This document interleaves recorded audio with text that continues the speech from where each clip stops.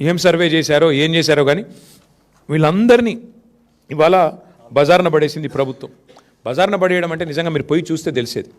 తాగునీరు లేదు, టాయిలెట్లు లేవు, పువ్వ లేదు, రోడ్డు కనీసం బట్టలు మార్చుకుందామంటే ఆడపిల్లలకి జాగా లేదు. అట్లాంటి ప్లేసుల్లో వదిలిపెట్టి ఇవాళ పిల్లలు ఎగ్జామ్స్ ఉన్నాయి, ఇంటర్మీడియట్ ఎగ్జామ్స్ రాసే పిల్లలు రోడ్డు మీద వదిలిపెట్టిపోయారు. ఎన్నింటికి మించి నికృష్టంగా ఏసీపీ ఉన్నాడు, ఆయన ఖమ్మం ఆయన. మరి ఆయన అన్నం తింటున్నాడా గడ్డి తింటున్నాడో తెలియదు నాకు.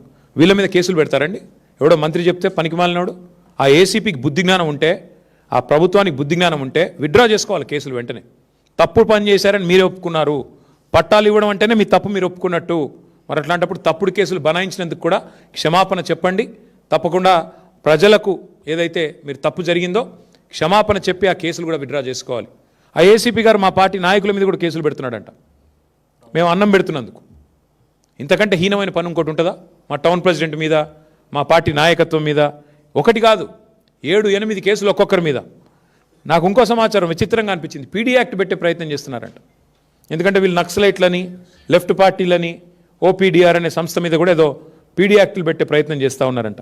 మీడియాతో మాట్లాడితే, కొంతమంది పాపం మీడియాకి చెప్పుకున్నారు, మీడియాతో మాట్లాడితే కేసులు. ఏది మీకు వాయిస్ ఇచ్చినందుకు అంటే వీళ్ళు చేసే దొంగతనం కూడా చెప్పకూడదంట. ఒక ఆయన పెద్ద ఆయన ముత్తయ్య గారు అంటే ఆయనను కూడా, ఆయన కోయ సామాజిక వర్గం, కాంగ్రెస్ ప్రభుత్వం ఆయన కిడ్నాప్ కూడా చేయించింది. ఆయన గట్టిగా మాట్లాడుతున్నాడు, వాళ్ళందరినీ ర్యాలీ చేస్తున్నాడని చెప్పి. కొత్తపేటలో, హైదరాబాద్లో నిన్న ఆయన ఎత్తుకొని పోయారు పోలీసు వాళ్ళు. ఖమ్మం పోలీసు వచ్చి ఎత్తుకొని పోయింది. అంటే ఇంత నికృష్టంగా ఒక మాఫియాని ఎంతగానే అనలేదు.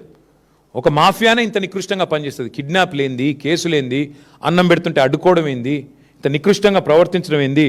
అందుకే అసెంబ్లీలో వదిలిపెట్టాం, ఈ కేసులన్నీ ఎత్తేసేదాకా మండలిలో, అసెంబ్లీలో వదిలిపెట్టాం.